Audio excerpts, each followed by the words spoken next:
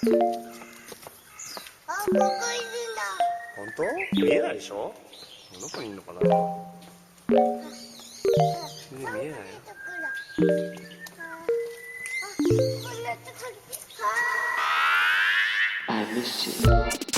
What's good, Internet? It's Friday, October 23rd, and you're listening to Waypoint Radio, episode 353. I am your host, Austin Walker. Joining me today, Ricardo Contreras. How you doing, Cado? Hi, I'm good. Hi, we're good. We're yelling. It's Caps Lock Day, apparently. We International Caps Lock Day. This is what it sounds like to speak in caps lock. I really thought you were. This is what it sounds like when doves cry. It's like. That's not true. That's supposed to be kind of soft and elegant. Also joining us, Patrick Klepek. I'm gonna paste this into our chat. Okay. Yeah, there he is. That's Tom Holland as Nathan Drake. That's. Oh my god, I was going to say, is that a Uncharted thing? And yes, okay. And the answer is yes. It looks all right. I think of him as a very small boy because of the Spider-Man movies, but I guess he's growing into a man, you know? He'll get there. Sure. Tom Holland is He'll get there. He'll get there. He's 24. That's an adult. Yeah, I know. That's about the age Nathan Drake was the first adventure he went on with Elena. Maybe a little younger, but like... Is that a prequel? No way. I don't, not if he's dressed like that. That looks like some Uncharted 1. Yeah. Also joining us, Rob Zachney. How's it going? Yeah, it's going. Nathan Drake was apparently born January 1st, 1976. He's just fully untucked. Oh, you're right. He doesn't have the half tuck. Bruh. The development of the half tuck is the crux of the movie. Maybe that's halfway through the movie. You're like right. They make a thing of it. 100%. He's come untucked. It's like a, it's kind of like getting an insight into his mental state at this moment. He jams a gun down his like belt, untucked. and then like later he pulls out and he's like, I kind of like Right. Yeah, that makes sense. Thanks for this news update, Patrick. Do you have any other breaking news that you want to share with us? I'll let you know. I'll let you know. You stay on the news tip. You let us know if anything. Tweets. It's absolutely an origin story, so it makes sense. What is? Yeah, okay. So it's Uncharted 4? That's the thing, right? Didn't they do that? They did it in an origin story. That's the thing. The origin story. How did he get in that orphanage? Right. How do we know? Turns out, as a young 24-year-old man, he was time traveled back to being a little boy who was put in an orphanage, where he befriended Troy Baker, who will be played by Troy Baker. Yeah, fantastic. I guess that's the thing. I wonder if we'll get video game I mean, I guess people saw Nolan North on the set, right? There's some sort of Nolan North talking to him shot. So I bet that there's some sort of cameo for Nolan North at least. Troy Baker has to earn his way in, unfortunately, for Troy. Fortunately for me, because it's fine. I'm good without it. He seems like he's doing okay. Yeah, Troy seems like he's doing just fine. I guess I don't know. I don't know what his personal situation. We don't have to go. We don't have to speculate. Jesus, Austin. How are you doing, Patrick? You weren't on Monday, which was frustrating for me because I wanted to hear about the new Amnesia game, which dropped on Monday, I believe, or at least reviews dropped on Monday. I believe it came out on Tuesday. The reviews dropped on Monday. Yeah, Amnesia Rebirth. Yeah. So we should get into that. Yeah, Amnesia Rebirth. It was announced this year. Wasn't kind of surprising that Frictional decided to return to like the original Amnesia: The Dark Descent, which I think now has sort of like. I think people have heard about it or know about it more than have played it. I mean, it's a very popular game, but The Dark Descent is like you sort of can't talk about the modern horror genre without the influence of The Dark Descent in like two key ways. Like one of which is that while it was not the first game to like take away like a violent action towards enemies as like your primary verb of like what you're doing in a space, but it really did popularize the notion of like, hey, like actually this game is about being in this space, exploring, hiding, being afraid, not being able to like bludgeon the enemy around the corner. Like you just can't do anything. It's just you, and you need to hide and you need to get away. And like that is primarily what you are going to do in this video game, alongside lots of weird physics puzzles, which remains in Amnesia Rebirth. That is a staple of the frictional genre. It goes back to their pre-Amnesia days, Penumbra, which is a series that they did pre-Amnesia, Soma, and Amnesia Rebirth. Like there are, my pseudo review, which I could just put a review stamp on it because I've since finished the game. But it, it's basically like like Thomas Grip over there, the creative director of Fictional, loves you're going to turn some cranks in a way that doesn't make any sense and grinds the game to a halt. But that's just what he does, and that's present Rebirth. But somebody took a fishing pole, they made it into an arbalest, but now it's an elevator pulley. Yes. That's the game. Oh, yeah. I imagine, Rob, maybe you've run into some of these early in the bits. I'm curious to talk to you about Rebirth, especially because the bit you sent me, we'll get there. But the Dark Descent is also critical to sort of like the rise of creators like PewDiePie and the Let's Play and like popularizing that genre on YouTube, in which Amnesia was like a key contributor in the why would you want to watch people play video games? Like an early version of that was because you want to watch them get the shit scared out of them. And Amnesia was very good at that. Even though it's not a jump scare factory, it has a lot of elements of that. And so Frictional themselves seem to understand that Amnesia was maybe lightning in a bottle. They did a spin-off, A Machine for Pigs, that was made by the Chinese Room. A game that was okay. I liked the story more than I liked playing it, which honestly maybe consistent across all the Amnesia games, really. And I think that's also probably fair to say, just my experience with the Chinese Room Zone games is their story here is really interesting. I'm not sure that there's a lot here for me in terms of the way that story is delivered. Yeah, everybody's got on the Rapture. I really enjoyed when I look back on it and the story that it told. It's that's great. Remember that story? I enjoyed individual moments, but they had to add a run button because you moved molasses across. There is a podcast that I think Cam Kunzelman and I have talked about doing probably once every 6 months for the last year and a half of we should really go back to Everybody's Gone to the Rapture, because we both had the same arc of fuck this game, I hate this shit, and then damn, I can't stop thinking about that game that sucked. And that was that's kind of where I've ended up with Everybody's Gone to the Rapture. The story, some of the moments haunt me, but I think I hated playing that, but it resonated. It's fucked up. Well, so Chinese Room did that while Frictional was off doing something else, right? They were doing Soma, yeah. Right, and Soma, I think, is a masterpiece. I think it is the masterwork of Frictional as a studio. If the release of Amnesia Rebirth makes you, I think has for a lot of people been maybe I should dip my toe into this. Maybe Rebirth is going to be the game. It's the newest one. It's no, don't. I think Rebirth contains a lot of historical tropes of what Frictional does in some really bad ways. I think Soma is their best game. It's their best story, and it also has a mode where you can sort of just flip off the enemies as a danger. They still exist, but I thought you meant they added them over. You could give them the finger. You could flip them off. Get the fuck out of here. There might be a Steam mod. I don't know. Phasmophobia and Amnesia have crossed over. And so I was curious when they announced Rebirth. It's well, what's the why go back here? It's similar. I felt about Spelunky 2. It was all right, you're intentionally after a long period of time coming back to this. What is the reason to come back to this? Unlike Spelunky 2, they had since made a game that you thought was a masterpiece in between. Yes, the thing that I sort of thought about with Derek Yu is go take what you learned and go do something radically different. Soma is that for it is a lot of the lessons of Amnesia grafted onto something similar but different, and it worked really well. And so to go back to Amnesia, it was pretty apprehensive. None of the trailers really did a lot for me, and then I stopped watching them. And it's I'll just get into it when it arrives. And the long and short of it is it's good. It's not great. It's I want to I'm gonna just read this message Rob sent to me, which is he DM'd me this morning. 7 in the morning. The Amnesia hour. Am I missing something in Amnesia? I can't just pick up a fucking candle. I keep lighting candles and the little oil lamps, and the only interaction option is extinguish. And I'm what the fuck? No. And my response was, welcome to Amnesia.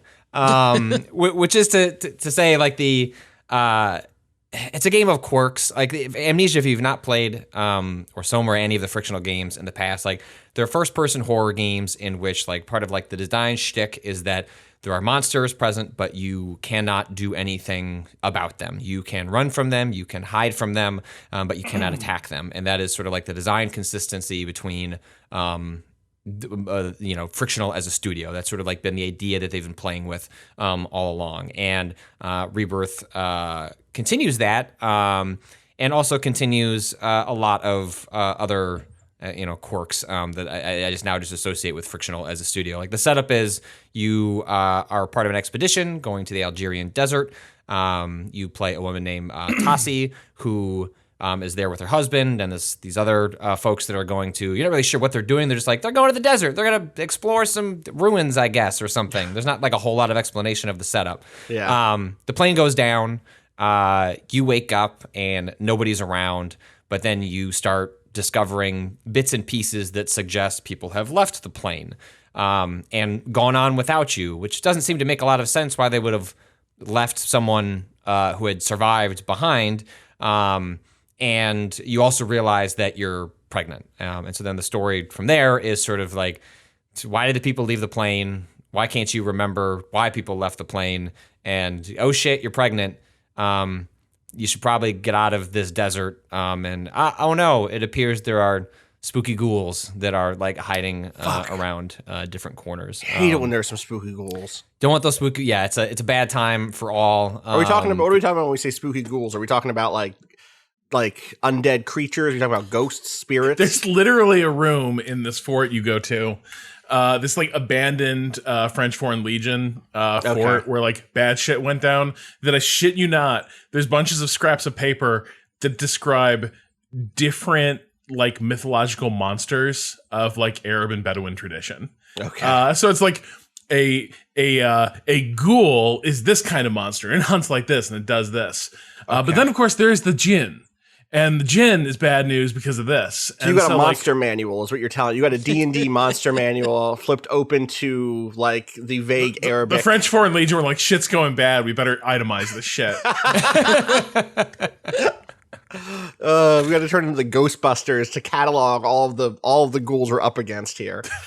So you start seeing ghouls. Sorry, Patrick, you were saying. Yeah, well, like I ultimately came down liking the game and the grand totality of it, but like the opening act I think is really rough because, and I think this is going to be especially true of folks who haven't internalized, or like, oh, this is just how these games work. Like these are like, this is what it's doing and this is what it's not doing. Like Rob noticing that you can't pick up a candle in a game that is all about resource constraints. So the split in Rebirth is, Rob is leaning back. He's very upset. He should be. No. I actually might disagree with you here. We're going. Okay.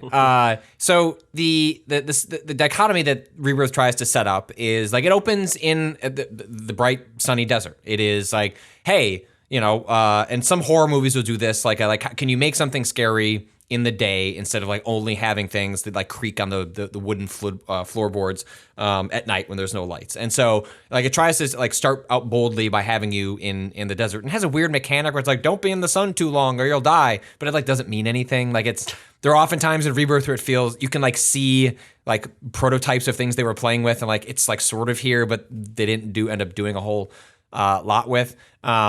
And once you start entering like these caves and you start entering different buildings, the way Rebirth sort of like sets up like sort of like roadblocks to create tension for the player is that you early on for the first couple of hours, all you can collect are matches.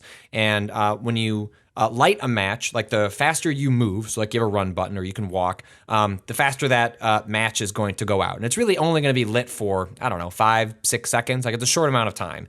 And so you kind of like are taking a gamble where like you choose to like light a match, you need to find a torch to light or a candle to light. And there may be instances where you don't seem to have anything around you. So you're going to light the match so you can see what's around you and then just blindly go forward hoping that you will find something to create sustained light around you. Right.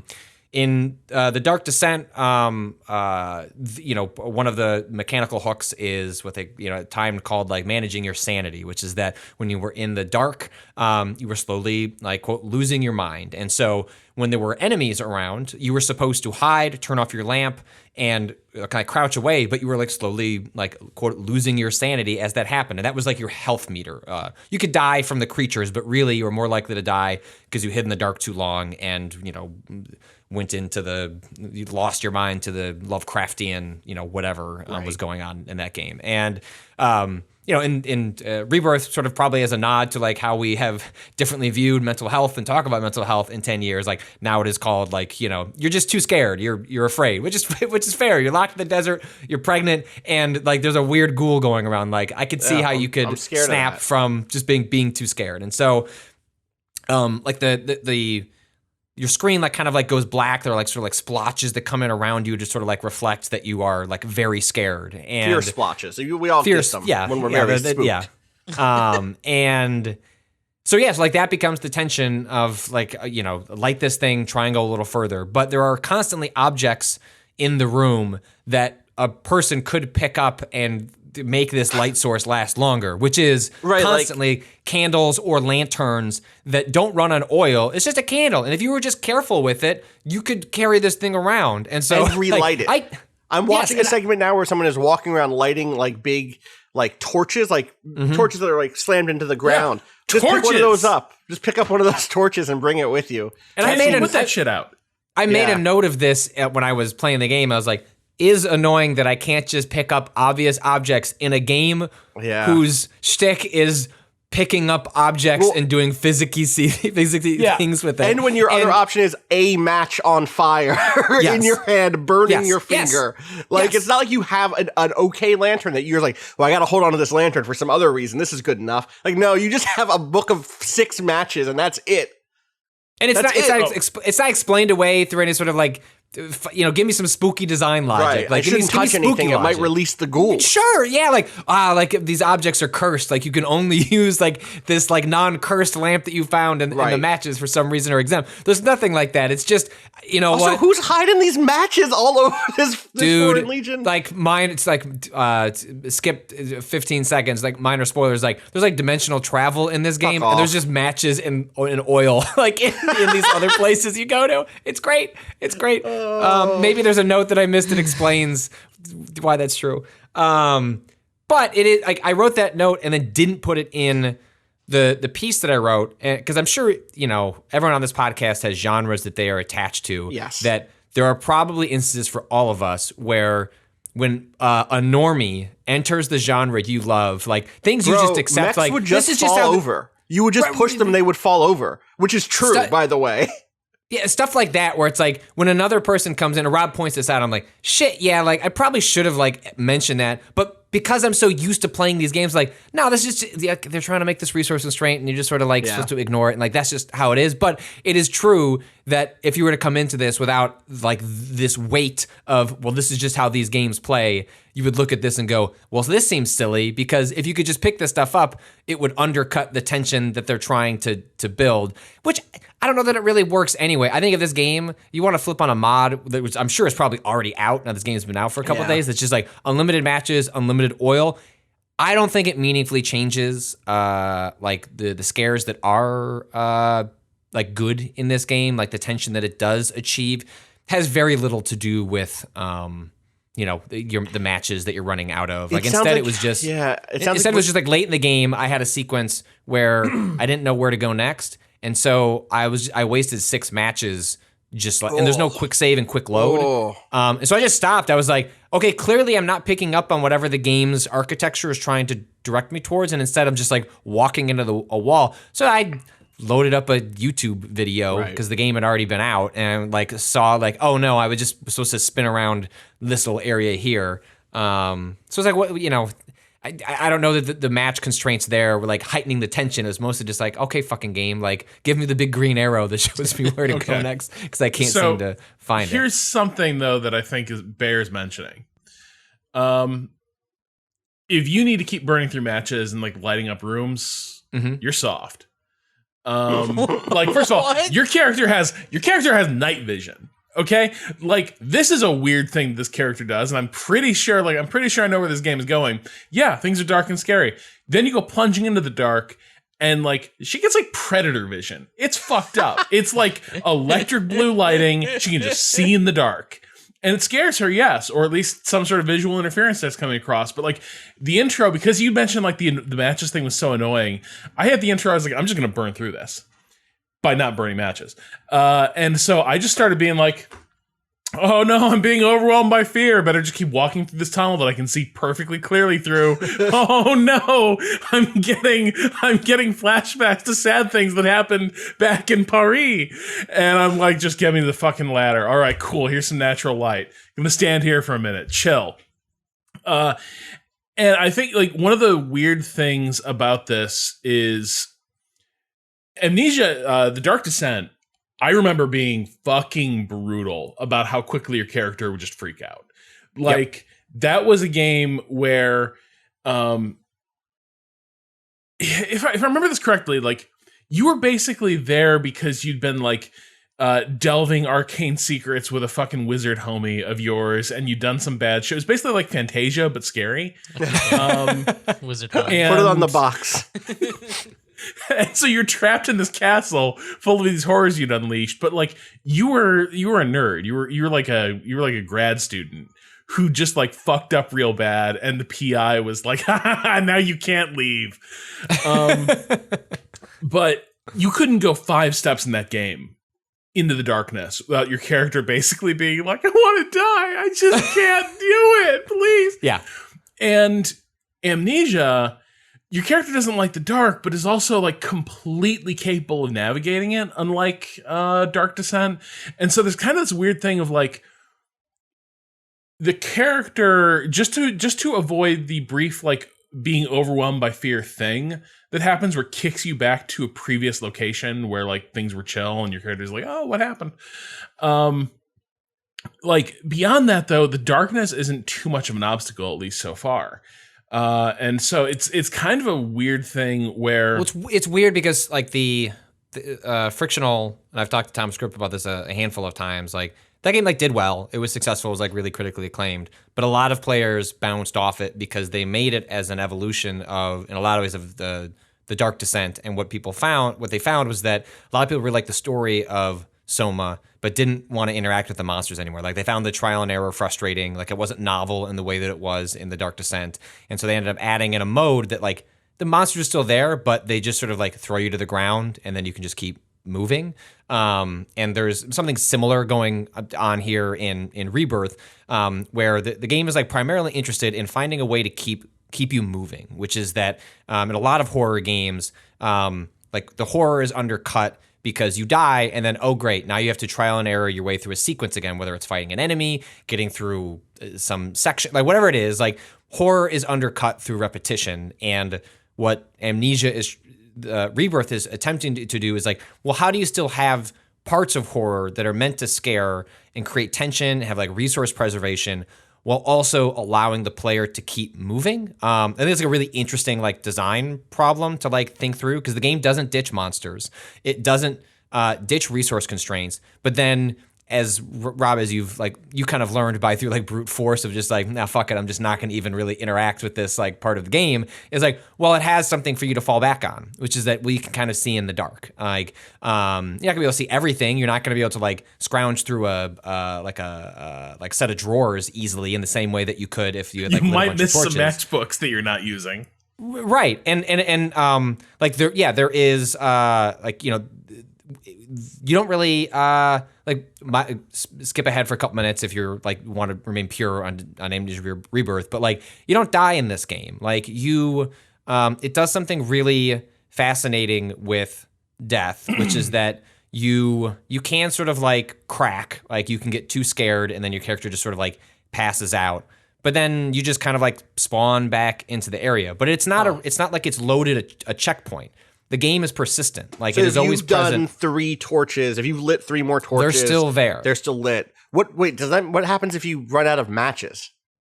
Well, that's the thing. There's always a fallback, which is that you can see in the dark, which means you can progress, which means you can find new resources. So you are never in a situation where you will be in the dark. You won't get in the loaded corner. back to that checkpoint even with the dark vision on. There's no as long as It's you're like making cleared. It's not. You're not going to reload, and you're still on the cusp of like 1% like fear. Right. Like, you go back and you're and distances are never so far that you can't push through with that. Well, no. So, and even more interestingly, so again, like if you somehow listen to this and you don't want like slightly more mechanical spoilers, skip ahead again. But because I think it's worth unpacking. Cado, can you just mark out this entire section as we're going to talk about some mechanical spoilers? Going forward. Because I think it's meant to be discovered by the player, but I just like to explain like how they've tried to unpack this. Like, design issue. I'd rather have like, the interesting conversation. Yeah. Is so like when you first encounter like a creature. The way these games usually work, perhaps a ghoul, the djinn, perhaps. The way this usually works in a horror game, things of that nature. You start collecting 12 scraps of paper and you collect them all again. Is that, you see this thing, you want to avoid it, you don't want to be killed. And part of that is because, well, it's scary to be chased and attacked by a monster. And also, rooted back to the origins of video games, like you don't want the game over screen. You don't want to do it again. You just want to keep moving forward and see the next thing.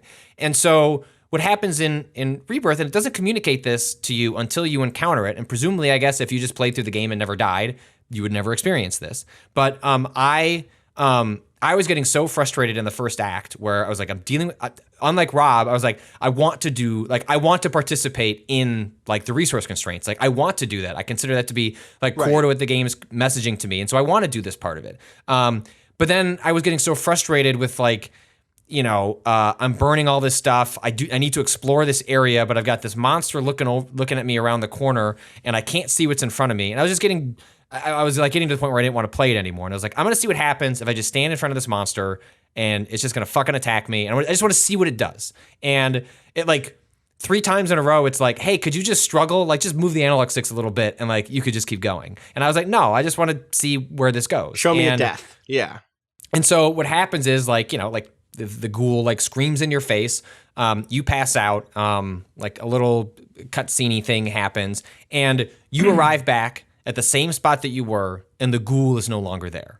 It has just been moved out of the way, and you can just keep moving forward. Now it's not that it's been deleted or it's been defeated. It is just like the game acknowledging like you were here.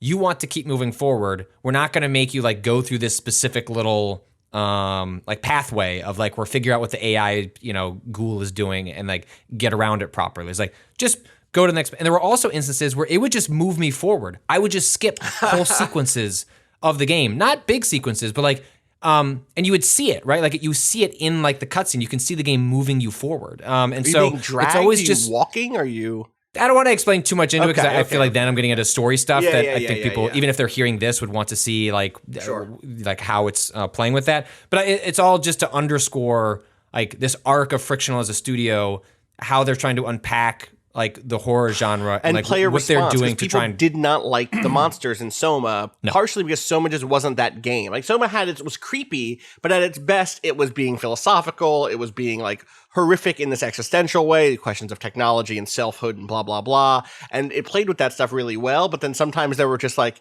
and now you're in this underwater lab and there's a bunch of monsters running at you. Run. And like, it sucked. It wasn't that stuff. Get through this monster maze. And it's like, no, actually, I just wanted to hear like the fucked up stuff that happens when we like play with brains and computers. Like that's exactly what I'm here for. So this feels like a response to that response to some degree. That's like, hey, if people just are not having a good time with this, let's let them push forward. But it also sounds like it takes a lot of the bite out the game.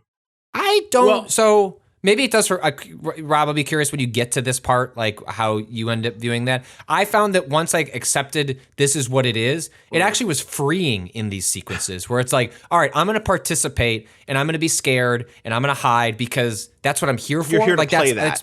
You're I'm role here playing. to play this is that. The me version of like giving names to characters and pretending that they matter. Like, I want to be scared. Like I'm sitting here in the dark by myself with headphones on and like a beer because like I want to like have you played get chased around the corner yet? I know. I gotta find. Play Phasmophobia, please. Yeah, I do. We will find a way to do that. Patrick, we should play whiskey and hang out together tonight and play Phasmophobia. That would. You said we should play whiskey, so that's already off to a great start.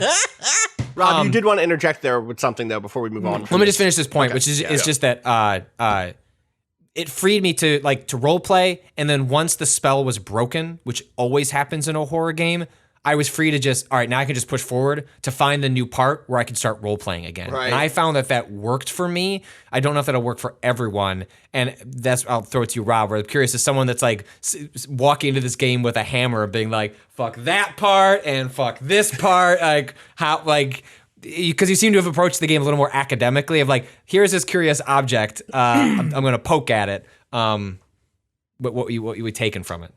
So here's a thing that I do as an editor when I'm like working on stories. A lot of times what people write in their first draft is not really what they're trying to do. And a lot of times you will look at a thing and you'll be like, so all this stuff you wrote, and then here is what you actually wanted to say. What are you actually getting to in this piece? And Amnesia kind of feels like, to me at least right now, the horror feels a little bit like a misdirection. This is a very sad game. This is a game that up front is about like grief and trauma and survivor's guilt.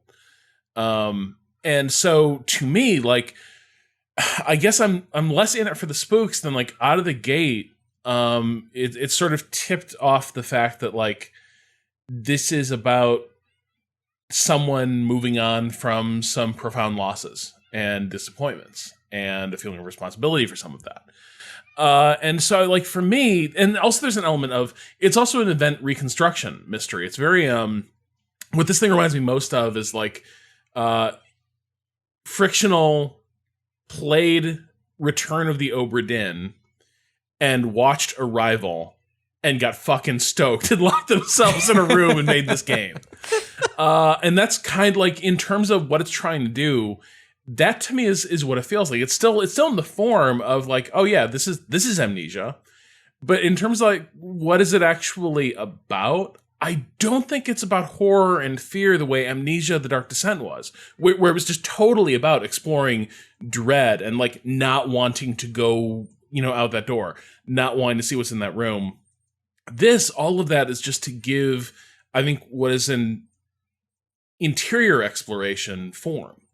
And so I think that is kind of, this is a game that dedicates a whole button to resting your hands on your stomach to talk and sing and interact with, like a gestating child.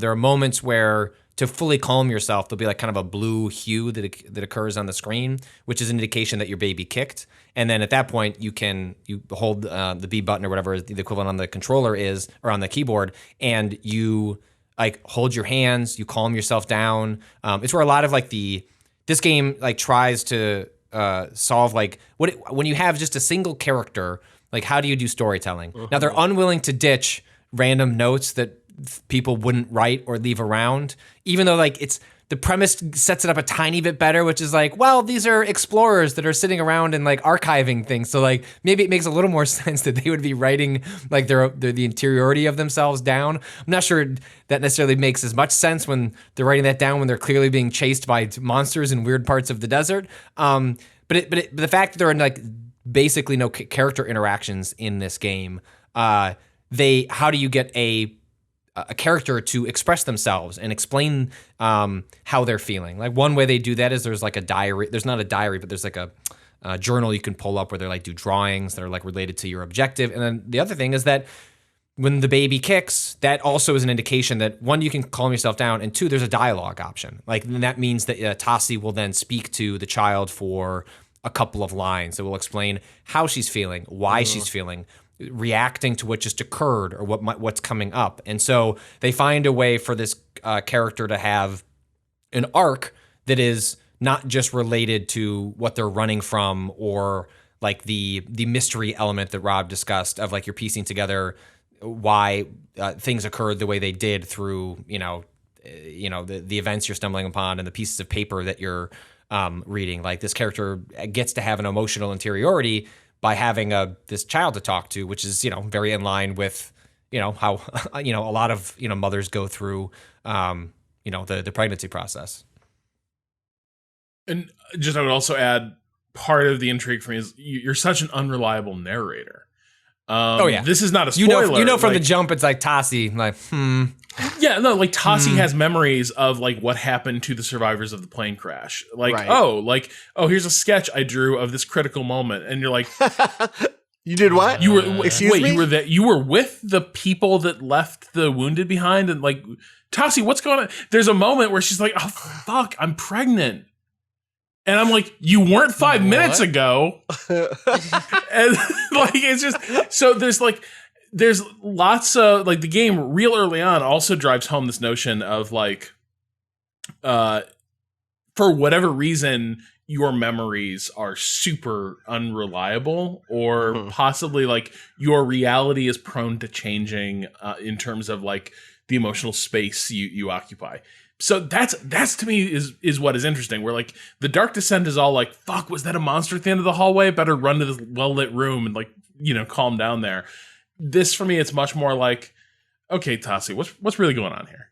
Like, Midway through the game, it's revealed this is actually Soma 2, and all of the game that you played before was an injected memory in a simulation. fuck.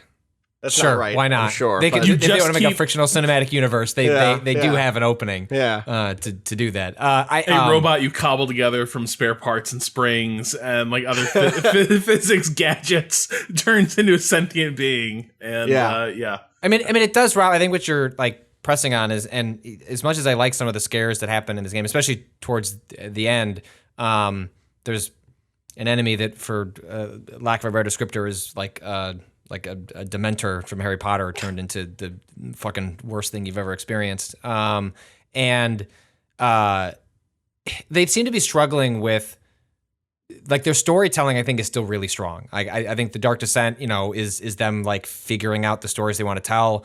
Soma is an incredibly strong story, and I think the Rebirth has a really strong story, but they're struggling with like the form, like that they've become accustomed to, and the stories they want to tell, and the expectations of their audience. And those three things are in conflict in, I think, interesting ways. And I think Rebirth is like so clearly them trying to figure out, how do you juggle all of these moving pieces together. And in a lot of ways, like, it doesn't. Like, it often feels like you're playing different games and they've been grafted on together and they found ways to staple them so they're like, it works, but like, would this piece have been stronger if it was just in something else? Would this piece have been stronger if it was just in something else? If you took out all the running and hiding from monsters, it, like, even though I like that part and they find narrative ways to, like, quote unquote justify it, just like Soma, would this game be more, not only more accessible to a wider audience, but even potentially more interesting if you could just focus on that part instead of the other bits?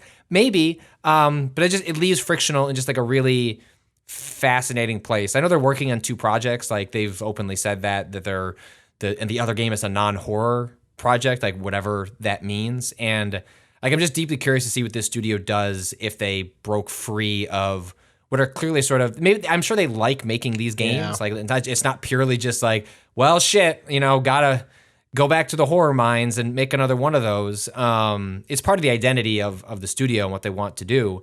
And from what I understand, a lot of people that were in the Dark Descent fan community worked on Rebirth. Like, they hired a lot out of that community, which also may explain, a lot of like the like design legacy that carries into Rebirth, and maybe why it wasn't a little more radical in some ways. But yeah, because I think if I wrote down like the story of Rebirth for folks, explained like what is like truly going on, like Rob, like when you get to, I hope you find some way to like to get through it, because it is doing some, like, the meta of what is actually occurring is fucking cool, and in some ways nearly as good as some of the stuff they were playing with in Soma. When you find out like why things are occurring, is just like truly genuinely horrifying, and not in a scary monster way, but it's just in like, you want to just sit on the ground and just like rock your head for a little while way. But like, getting to all that stuff is like really difficult, and I don't know that I have a solution to that. It's interesting to watch them try and figure it out, but I do feel like it's a confused game on how it, I don't know, how it accomplishes all that it's trying to do within a framework that it's playing with. Has any game really solved the, because I think a lot of really good horror is deeply personal, right? Like a lot of it is about, okay, yeah, the monster is real in this fiction, but the monster is also the manifestation of a character's dreads and like anxieties. Jaws is a shark. Yes, Jaws is also not just a shark. But I feel like in video game horror stories, I think you run into a couple problems. One is that because the player has so much control, it's hard to sustain those moments of tension that cinema can kind of pull off really effortlessly, where a camera just like, there's a shot in, but have you ever seen this old suspense movie called Cat People? Like 1930s. No, but it sounds. I've heard of it. Okay. Yeah, go ahead. Talk to me about Cat People. I looked at some shots and I was like, oh right, this. Yeah. So Cat People is like a low budget, like B horror movie from like the 40s or whatever. But there are a couple moments that like just stick with you, even though nothing happens in them. One scene, a woman goes down to the pool, the pool area of her apartment building. And while she's down there, it's a beautifully lit scene. The pool is completely dark, except the water is lit from the uplights that are at the bottom of the water. And so the entire scene is just like the shifting shadows and light of the water, of the light being shown through the water. And she becomes convinced that something has followed her down there into this room. And so she's standing there in the center of the pool, like clinging to this like literal like pool of light, while she becomes increasingly convinced that like this shape-shifting like cat person, believe me, it's scary and evil, it's awesome, is down there with her. And nothing is ever shown. All we hear is some like sound cues, and then the camera panning around this room that like has this shifting light that like you can't make anything out, and the darkness is completely absorbing. It's black and white film. It's just like pools of black ink. And that scene can work because you're trapped with the camera's perspective. You can't, like, she can't move. You can't move. You just have to live with that uncertainty. Video games are almost always, unless they're pulling the control out of your hands for a cutscene to appear, which has its own suspense-breaking properties. Video games, you always can go out and, like, explore that shit. And I think it becomes very hard to sustain those moments of tension. And so I think this is why so many video games end up creating these sort of haunted houses that are mostly haunted by the detritus of something else that happened before you got there. And I'm trying to think if there's any horror games that have really pulled that off where like you still arrive while the story is in flux, where it's not just a matter of solving a mystery of what happened. Because even BioShock, right, is ultimately 95% of the action of Clean BioShock up. is over. You just arrive there to put a bullet in the big hood ornament at the end. But like I'm trying to think of games that have done more than that. Alien Isolation arguably does to some mixed effect, but I'm not sure I think there's a lot of horror games that have done it. I think the best of the Silent Hill games do a really good job of this. There's still definitely a lot of background horror elements, or like, yes, this city and the town's history and what happened in the historical society or in the church or in the hospital. But those moments where things get bad, when Silent Hill happens, when the klaxon sound or the siren sound, the klaxons are on, everything starts to rust or kind of fall into this other state. When, for instance, in Silent Hill 2, Pyramid Head shows up and you just get a glimpse of the dude, and then you're like, okay, I got to get the fuck out of here. That feels very of the moment, and a lot of what that does, a lot of that returns to having pre-rendered, or not pre-rendered in that case, but set camera angles, limited control options. It really takes, so it's not BioShock. BioShock feels good to play in this. The original Resident Evil, thing. right? Totally. Like part of like Resident Evil, like and what the RE2 remake tried to like split the difference on is like how do you like those fixed camera angles were that was it's super important for communicating. It was a framing device for where you didn't know what was. You couldn't peek around a hallway. Like the hallway is a static JPEG or whatever. And it's just like whatever's around the hallway is around the hallway, and you need to go around that hallway to see it. And that, like, if you go and look at old images of the original Resident Evil or the remake on GameCube, like you can see how like that was part of the artistry was that they were able to use some of cinema. Like when we talk about using like the good parts of cinema, like in fusing a video game, like that is an instance where it's like, oh, like when you have fixed camera control, like you can do things with it that you just can't do once it becomes a free floating camera. And then at that point you are much more reliant on like AI patterns producing jump scares and other things, because you have to have things that occur dynamically as opposed to being sort of like authored by the designer themselves. Yeah. Also, every conversation in a good Silent Hill game is, okay, this is weird. This person is talking to me like nothing is, like, there are things that are wrong in the town, but we're not talking about the monsters that we've run into. We're not talking about the bodies we've seen. They ran out of milk down the street. Right, that's exactly again. Again, they're out of milk. I'm sick of not having any pizza. Do you know where I could get some pizza, mister? And you're like, okay, is this about to be a boss fight? And here's the thing, like 30% of the time, and the pizza spills out of his fingers. Right, and he's holding the pizza creature. Right, he's a pizza creature now. I could just eat myself. I get right, exactly. And I think that is the equivalent of that cat people pool scene, as you've talked about. It's like any encounter with another human in that game. It's like, is this about to break as bad as anything has ever broken before? But that is taking the control away from the player. But I do think that structurally, in terms of the game's, layout and rhythm, that's probably as close as I can think of something getting there. Or really, anytime the Silent Hill sirens start playing and you're in that secondary mode of like, all right, this could be a sequence where all I'm doing is walking down a hallway or climbing some stairs. And in fact, there's no combat, but I feel like I'm in the most horrific moment of my life. And other times it's like, okay, I'm going to be in this for a minute now. I'm stuck in the school and there's going to be lots of enemies and blah, blah, blah. And I think that open-endedness plays towards that a little bit, but that style of horror game just barely exists anymore. I think that those RE remakes are great, but I don't think that they ever made me scared in that same way. That well, RE7's the closest they got to recapturing that. Like, and RE7 reminds me a bit of Alien Isolation, and that the innovation is, you're just gonna be hunted. Here's how we reintroduce the suspense of like a monster movie. We have now populated the space with enemies that will sort of relentlessly hunt you once you enter their their territory, basically. I love RE7. Dude, RE7 is so scary. But also and it does it with combat. Like that's the thing that is really interesting. And in some ways I sort of wonder if Frictional in the future would like drop the you can't interact with the creatures or the monsters. Like maybe this would give them more space to do something else in the worlds that they're playing in. Because like RE7 found a way to do both. Now I think the last third of that game gets really action heavy and boring, but I think the first 2/3 are brilliant because it manages to like drop you into a place, make you feel isolated, scared, has all the stuff that we're discussing where you go into a space and feel hunted, and yet you still have like ways of fighting back, and it manages to like juggle all those things together without like one winning out over the other in a way that the RE series does by RE 4, 5, 6, etc.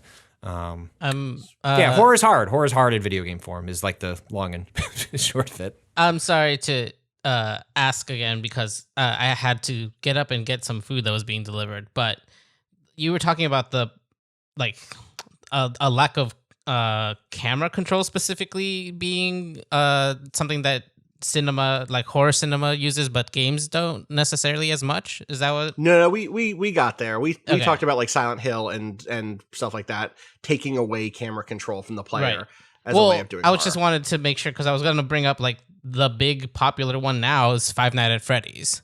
Sure. Right, sure. Yeah, which is a jump scare factory. That game is explicitly designed where you are fixed camera angles. Yeah. You are in a space, and you know that it's coming. Right. And it's actually why I like jump scares get like a bad rap that because they're used often like really cheaply. And they are used cheaply in Five Nights at Freddy's, but that's the point. Right. Like you are loading this game to have a loud noise and an image pop out at you, and you know it's coming. Like the cheap jump scare is often like you don't know it's coming. It's just there because they don't know what else to do. Right. Like Five Nights at Freddy is brilliant because that's the whole fucking point. Like walking in, there's no surprise. You know what's coming. Right. It's the jump scare. You also know when you fucked up. It's a failure state. Yeah, it's because you fucked up. Yeah. Like you like, oh shit, like they were in that camera a second ago and now they're not. I know it's gonna happen. When is it gonna happen? Yeah. And that's what's great. I don't like playing those games, but I think they're like I played it for like an hour and I was like, I get it, like I'm good. But I really enjoyed that hour. I understand the appeal.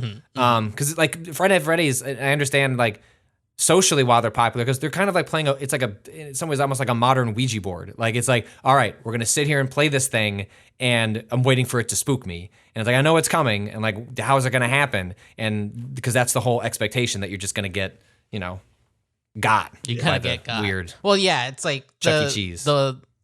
Especially when the new one was like when new ones were coming out pretty quickly, there was also always kind of like different rules with what would make things like when things would move in the space that would like when you were like once you knew kind of what the rules of the first game were, the ones that came out after, it was like a new puzzle of like, okay, when do the right the animatronics When's the bird move thing gonna show when up? is it gonna show up? Like how often do I And have the to be lore checking got in? really Yeah, that too. like the lore is like sustained That's a that whole other- series yeah. to a high degree too. Like I know this is maybe gonna sound like bullshit if you haven't like spent any time with this series, but like go look up some YouTube videos. Like a huge part of each new release was like what is going on in this meta story. Like it has a deep history like up until this point. I think there's not many. They're not making as many of them these days, but there's a whole bunch of them. there was that one announced during was that the PS5?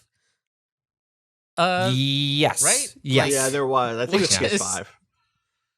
People care about Yeah. that series. Like that happens. People, people get their thing. They come into horror for the first time with Five Nights at Freddy's. It's going to be important to them. Not my thing, but more power to you. Absolutely. All right. Unless there's any final thoughts here on Amnesia, we should take a break and come back and talk about something else. All right. Actually, they should let me get in that tank and drive it around a little bit and like hunt the monsters in like the Phantom Zone in an antique tank. I think that's Patrick. You're wondering how can like Frictional like change it up and like figure out how you solve these tension Tanks. problems. The limited perspective of a tank, like oh shit, there's a scary monster out there, but all I've got is this little viewport and this gun sight, and you just blast them. So you haven't finished that part, right? No. Okay. Are you gonna keep playing? Oh yeah. Okay. All right. When you probably one of my favorite sequences in the game is at the conclusion of that tank section. So I'll be curious we'll have to talk about it when you encounter it. Okay. Let's take a break. What's up? Oh, were we still talking? I I wasn't sure if we were. thought we were. Maybe I was wrong. I don't know. I'll figure it out.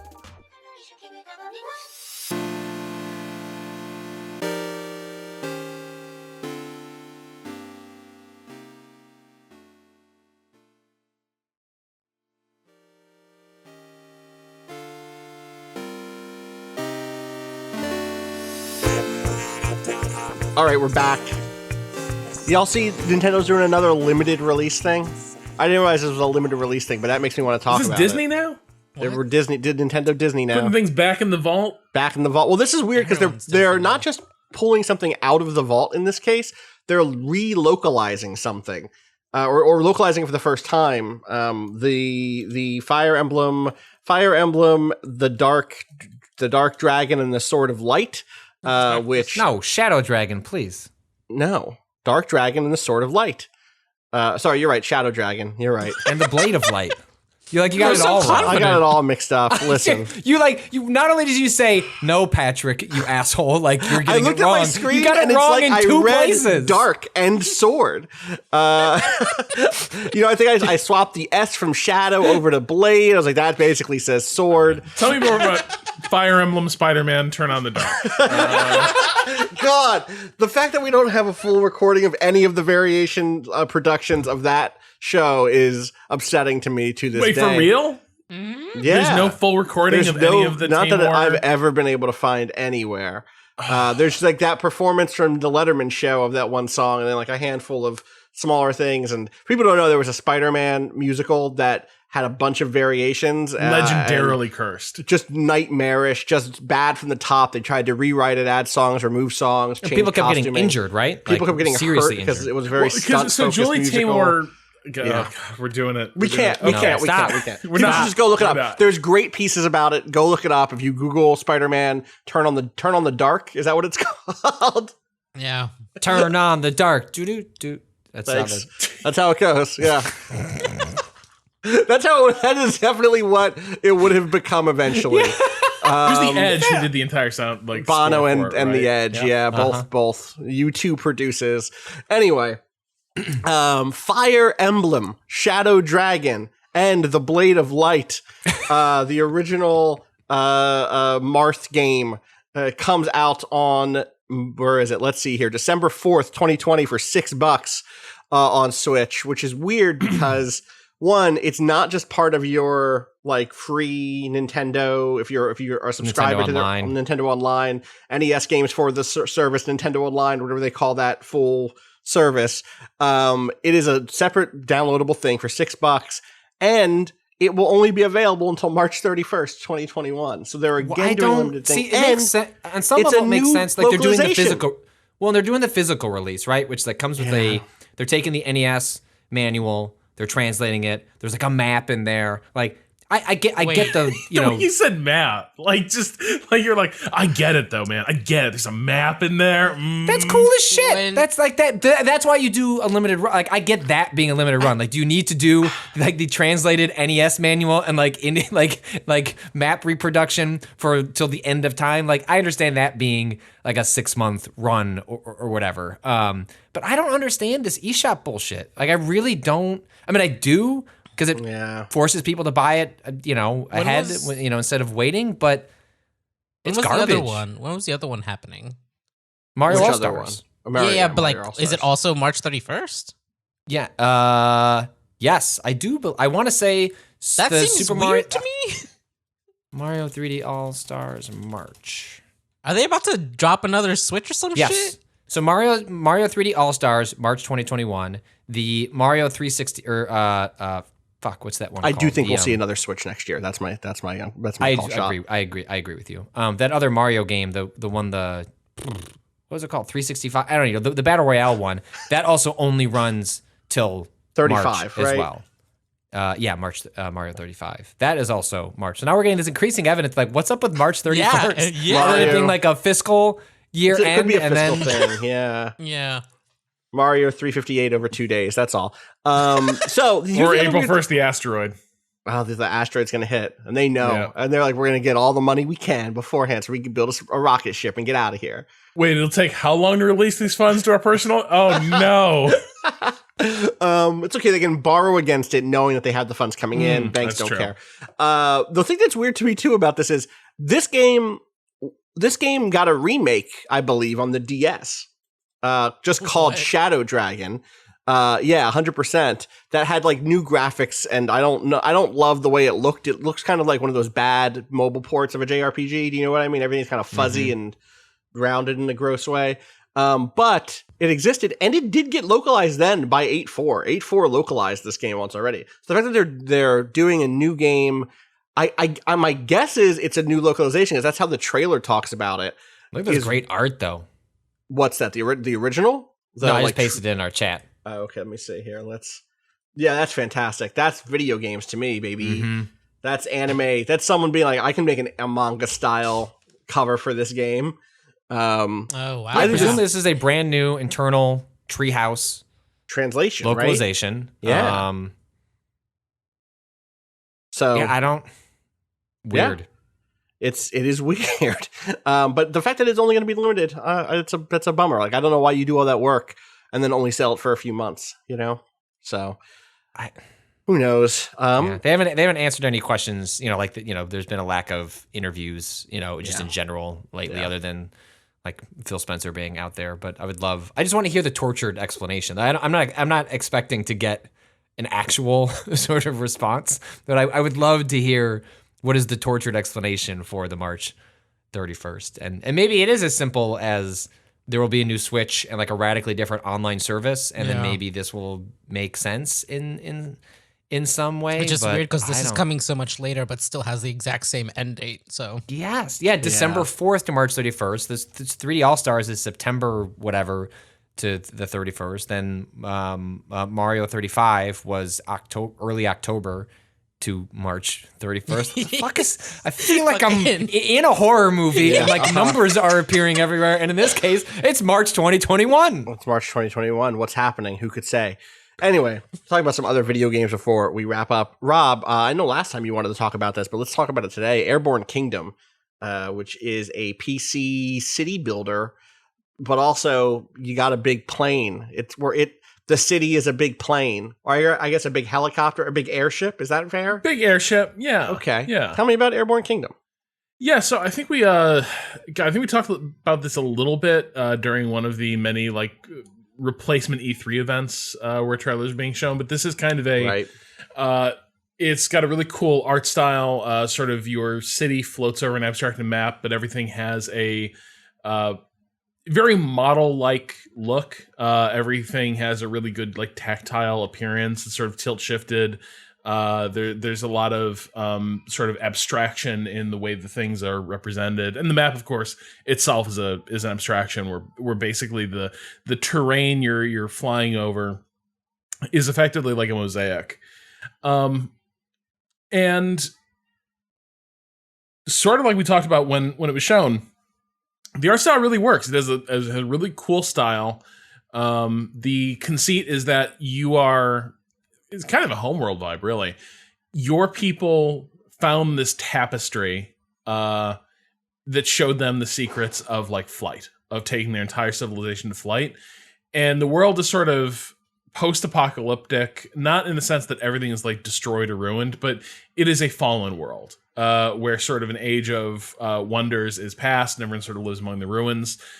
And it turns out the people that go on to found the Airborne Kingdom, they come across a tapestry that shows, oh shit, there used to be like a flying city, a civilization in the sky that kind of made this entire world work. That were kind of like going around, and they sort of united all the various different cultures and cities of this world, and they sort of like created a global society with via the airships. And so with the stuff they got out of this tapestry, they take flight. They launch their own airship, and they begin building homes and factories in the sky. And the nifty thing is that it's a city builder. You're flying an airship around, but like if you keep building out to like the starboard side of the airship, it will tilt. And people don't want to live in a tilty fucking airship. Like people want to live in the sky, but like you don't want to be like you don't want to be like locked in this permanent bank. No, I'm watching some gameplay footage, and there's like a big central hub on this one ship with a set of propellers underneath the middle, and they're like building out a wing basically, and it looks like it's gonna fucking fall, dude. I would not want to do anything over there at all. Yeah. So, like, the thing is, you gotta keep growing the city and expanding it, but, like, some of your more advanced buildings are really fucking heavy, and so, like, the minute you plant one of these, like, the ship just, like, suddenly drops its ass, and, like, the bow comes all the way up, and people are like, I hate this, I'm leaving. Fair. And so, the other thing is that... Wait, where are they gonna go? To these other cities on the ground. Like, how do they get out?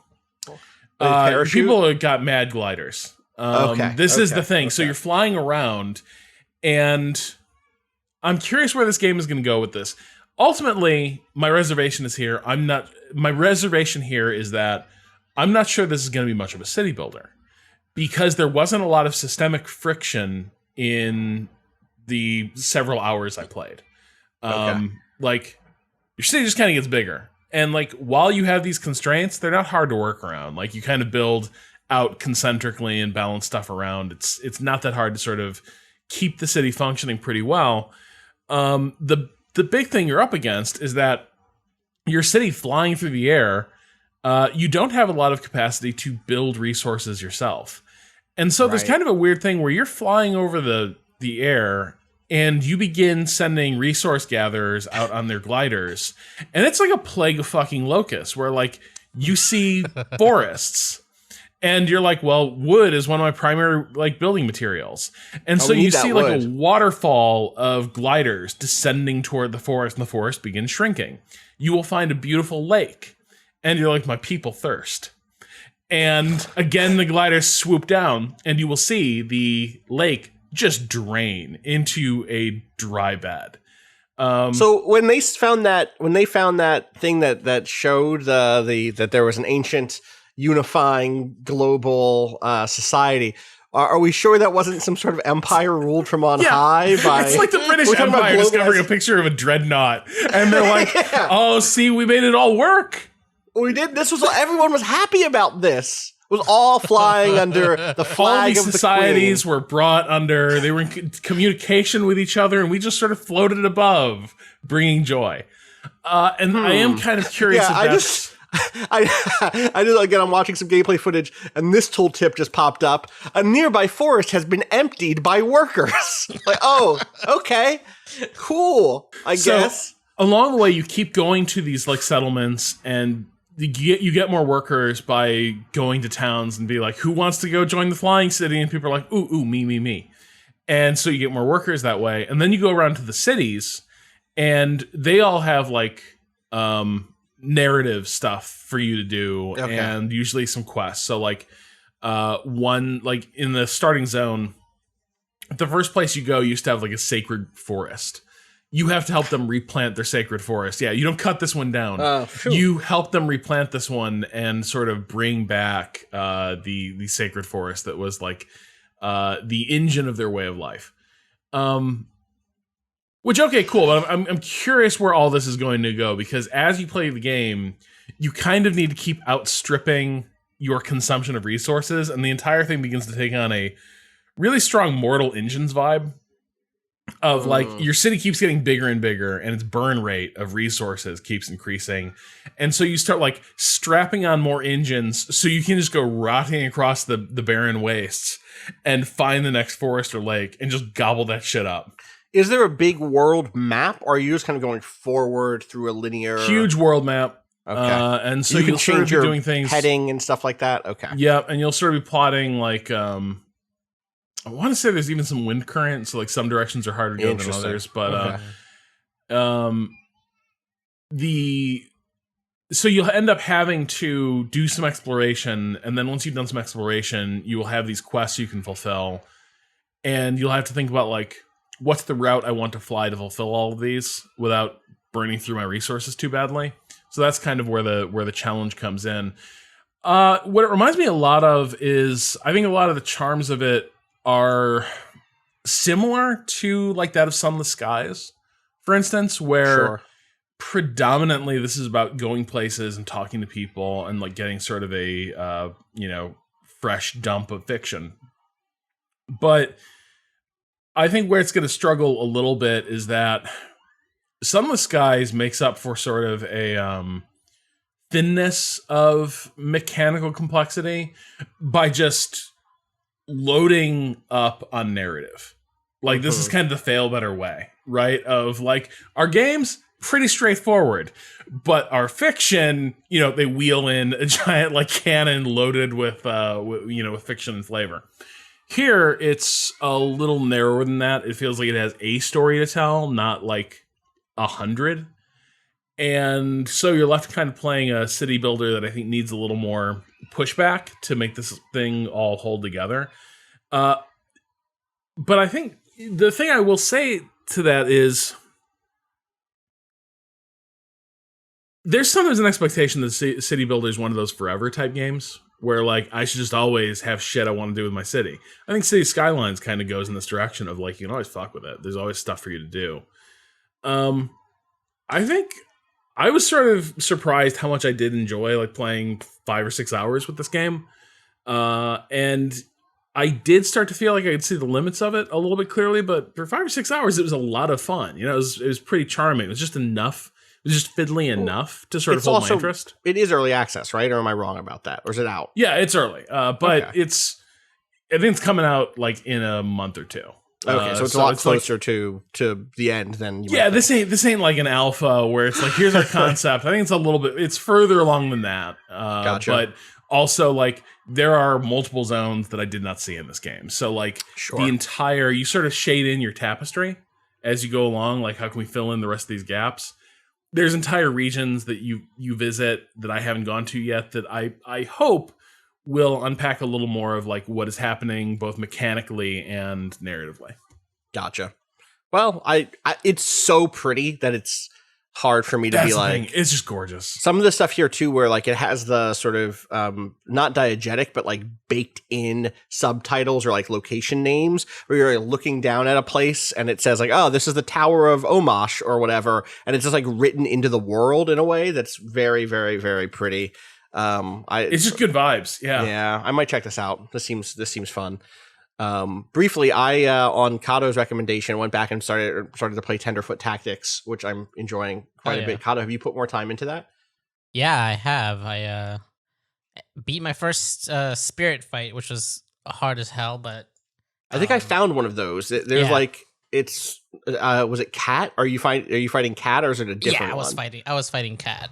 That's where I saved. I saved at the Cat fight. It's not a cat. It's just it's like a big gangly spirit with a huge smiling face named Cat. Yeah, it's very good.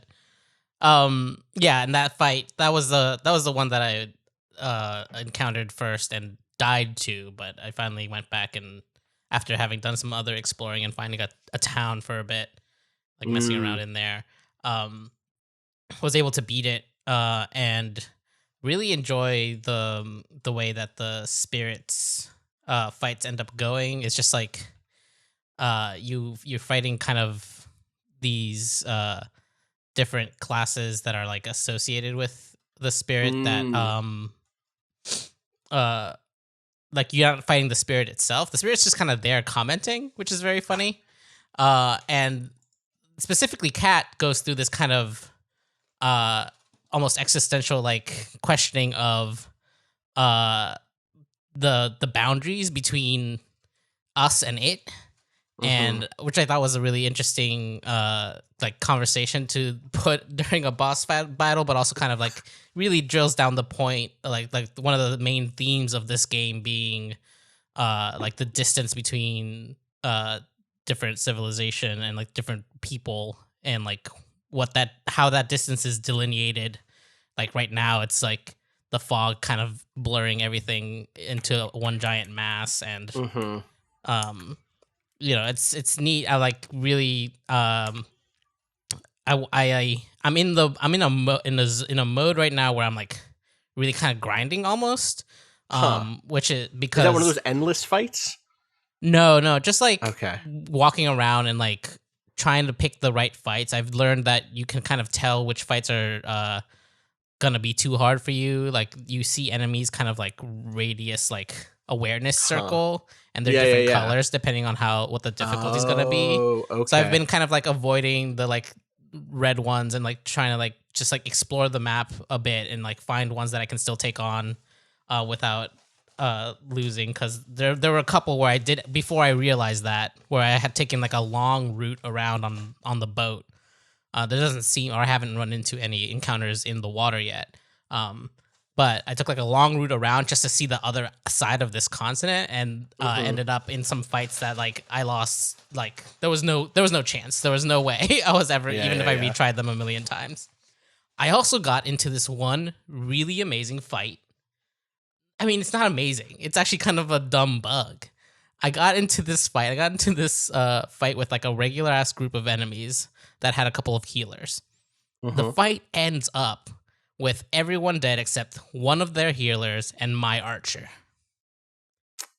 My archer can only hit for half of that enemy's health at a time, and the enemy could heal half of its health. This sucks. This is brutal. Here's the thing about this game, though. Something about the like mode that I'm playing this game in.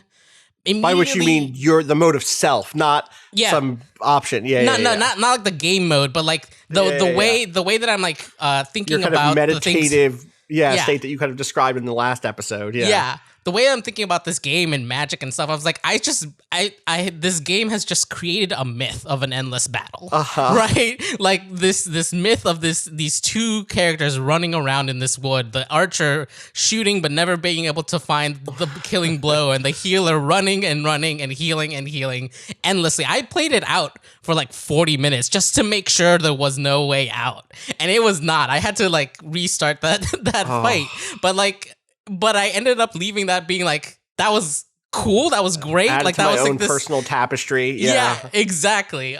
Which is kind of a great headspace like that this game like brings out, which I fucking love. Yeah. How have you been enjoying your time so far?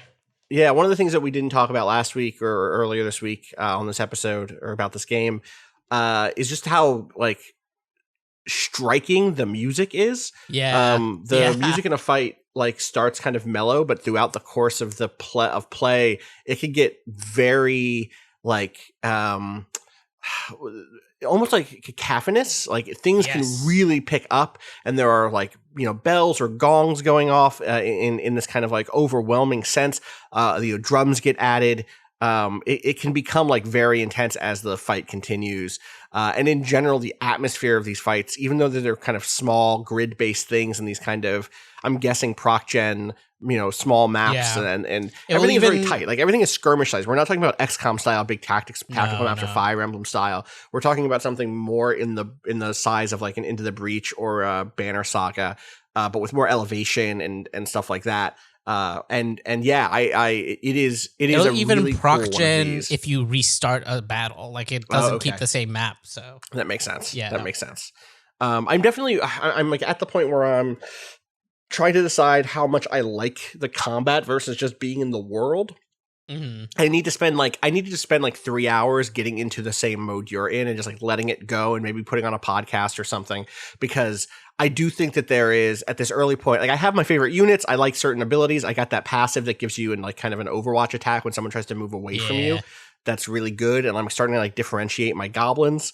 But I love to differentiate one's goblins. And that's really fun. And I am definitely like, oh, I think this person's going to become a Witch of the Wood and this person's going to become a knight and blah, blah, blah.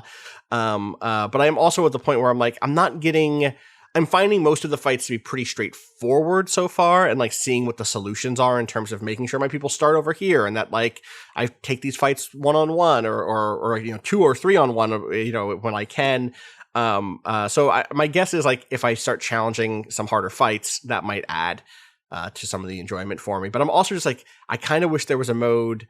This is the developer of Eidolon, which is a really great open world like walking sim exploration sort of light survival game that came out I want to say 6 or 7 years ago during that kind of boom of the genre.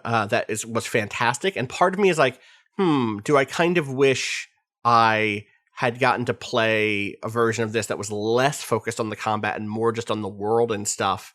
I don't know, maybe. So that's kind of where I'm at with it. But I think part of the thing that helped me was realizing that I could travel through water relatively unscathed, and I started just exploring around, like exploring all the edges and finding the town, like trying to get to other like characters was really kind of like, because at first I was in a similar spot where I was like, this like seems really cool, but making like kind of a beeline towards the center, like just fighting through the fog, started to get a little repetitive.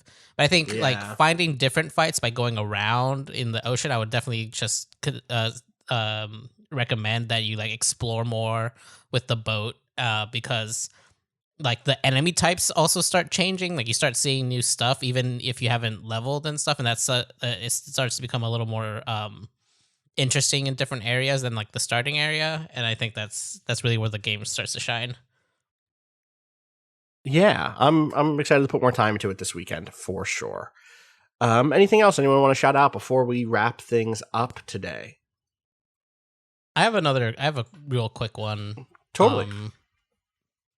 There's this a game called Promesa, which is by Italian developer, which is really kind of like I guess you would call it like a tone piece or something. It would be at home. It's one of those games that would be at home in like an art gallery.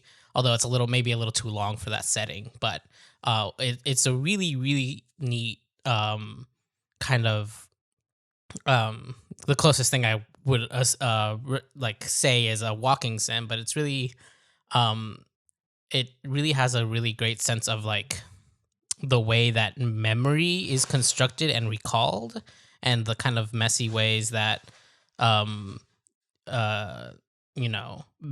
remembering over a long period of time can change a thing.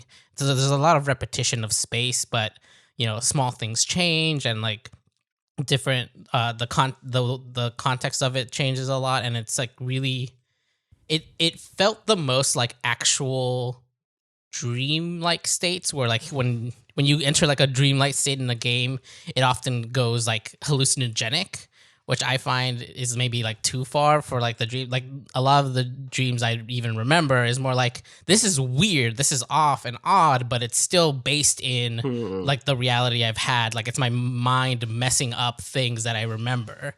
And this kind of really, really gets to that sense, and it is also a very kind of touching look at memory after a long life, and like someone coming to the end of their memory. And it's a short little 45-minute thing that you can actually replay multiple times, because there's different like scenes that you can get. And presumably it's named for just the word promise, not for the Puerto Rican like oversight whatever bill. No, this gave is the federal government a lot of power. This is a Italian developer with a background heritage from South America. Gotcha. The text is in Spanish if you just play straight, but there's subtitles in English and Italian as well. So it was really cool. Awesome. I will save. I've been messing with the Mario Kart in real life thing in Oculus Quest 2. We can save that for next week. But for Monday. I do want to shout out Disc Room, which is a game that launches today from several developers that worked on Minute, the really good puzzle game about time from, was that last year? Sorry, last year? Was that 2 years ago? I don't remember. But anyway, Disc Room is, if you watch the trailer, I think you're going to get more anxious than you should. Disc Room, the premise is that we have discovered something off of a planet, and you go there, the scientists go there, and it's just rooms full of sharp discs that want to kill you. That's all that's there. And the trailer just like shows like these little flubby scientists like trying to get around and just getting brutalized by all of these like really sharp discs going around the room. And it like pitches itself as like this really intense like twitchy action game. And there are elements of that, but I think it betrays the more like chill vibes that actually exist in this game about guiding a character trying to avoid a bunch of razor sharp objects that are trying to destroy them, because it's actually a puzzle game. And so that adds up. So the way Disc Room works is that you go into these discrete rooms. You can pull up a map, and so it's almost like the layout is like Smash TV, where you go into a room and then there are doors to other rooms. And the thing is, to open those other doors, you have to accomplish certain tasks within that room. So it's not so much that like hang out in this room for as long as you can and get a high score based on the pattern. It's get killed by 3 different types of discs. And so it may be that when the room starts, there's only a certain type of sharp disc, and you have to survive 10 seconds for this new disc to appear out of the floor. And so then that becomes sort of the object of that room. There are sort of like meta goals where it's like, in this section of 6 rooms, you need to survive for 120 seconds. And so it's not just 120 seconds, it's that you need to like your high score in each room needs to then add up to 120 seconds. So maybe in one room you can only survive 6 seconds, but another room you're really good at the pattern and you can survive 45 seconds. So maybe you stick around in that room for a little bit longer, or you get 2 seconds more in the 6-second room. You start getting these powers like a dash that lets you like slide through the discs. You can clone yourself, so you can have like 6 versions of yourself, and whatever one is still alive, you regain control of, and then can start recloning yourself again to survive an area. It's really smart. It's really funny. It's really clever. And it's not like the trailers are not explaining what the game is about, but I think it has more appeal than it might seem on just sort of like by just glancing at what like you're sort of doing moment to moment. It's actually, I find, a game that I really enjoy just like chilling with for a little while. It's like, all right, well, I'm going to try and go in this room for a couple extra seconds, or try and accomplish this goal, or like there'll be like a boss where there's a sequence where like one of the discs you're trying to get killed by only appears when you have the boss down to its like final bit of health. So like the way the room works is that there are these little objects being dropped around, and every time you pick one up, that like hits the boss for one hit. And so it's like you want to collect like 40 of these, and once you've done that, you get them down to their final form where they only need to be hit 1 or 2 more times. But then you want to be killed in that final form, because that's what lets you check off that you've gotten killed by that disc. So there are all these it's really fun. It has a very, Minute had a very fun sense of humor as well. And I was going to say, you see a lot like of that half in of the Minute team with half. I don't think it's exactly a Minute, but it's a lot of the folks that worked on it. Yeah, so it's 2 of the folks who worked on Minute, Kitty Callis and JW. JW you might also know from Vlambeer formerly, now that Vlambeer is done, but JW is half of Vlambeer. Mm-hmm. Kitty Callis also has worked on other stuff, including like big budget stuff like Horizon Zero Dawn. But the other half of the team is Doswan and Terry Velman, who worked on 2 kind of first-person shooter, like roguelite is like the wrong word. I think it's true for both of them, but it's more, I guess maybe not. One of them I think had distinct levels, but run-based games that had unique first-person like resource management stuff. Heavy Bullets, which I remember really liking back in 2014, and then High Hell, which was like incredibly stylish, ridiculous, over-the-top first-person shooter with a very kind of cartoonish vibe. You might remember that as being the game what had all the cocaine in it. One of many, I guess. And seeing those 2 groups of people come together to make this makes a lot of sense to me. I guess, wow, yeah, there's a bundle that is just Heavy Bullets, Minute, which I love. I love Minute, High Hell, Disc Room, and Nuclear Throne for $25 on Steam right now, which that sounds like a good deal to me. There's another room in Disc Room that it's just pitch black. There's just, you can't see any of the objects in there, so it's just survive as long as I haven't cracked. You need to survive for 6 seconds, which isn't that long, but you can't see anything. And I tried going in there with different powers. It's like, all right, well, I'll just keep dashing in different directions. Hopefully that'll be enough. I went in there one time where you can, with the cloning ability, and it's like, I'll just keep cloning myself and I'll get through. Didn't work. I have a different ability where you can. Have you tried just standing still? What if they're not moving? Yes. Okay. Yes. And it is, I do, but and I guess I can't tell if everything is, how much is random and how much is determined. So I don't know. I've gotten it down to like 4.2 seconds. Like that's the longest I've been able to get, survive in there. But my guess is, because this is true throughout the game, is like if you are rubbing up against something that seems like so out of reach, it's probably because you don't have a power that's going to not trivialize it, but will make it like it'll make sense what you're trying to do in that area. So this game has just been like really. I've got like a bunch of emails over the like past year about it, and I don't know, like the trailer never did anything for me, and then I just like finally sat down and played it, and it's fucking great. So awesome. Just comes out today on like at least PC and Switch, and it's a really good experience on Switch, but it's Disc Room, like it's dope. You should check it out. Last thing before I let you go, we did get an email that made my attention sparked from reading this. I posted because I almost don't want to spoil it. But Patrick, you should read the question that came in here from Joey. Oh, and it's just in the chat. I posted it. All right. I've never heard this story, and I think it sounds like it's vaguely in line with some of our past conversations about restaurants, bosses, etc.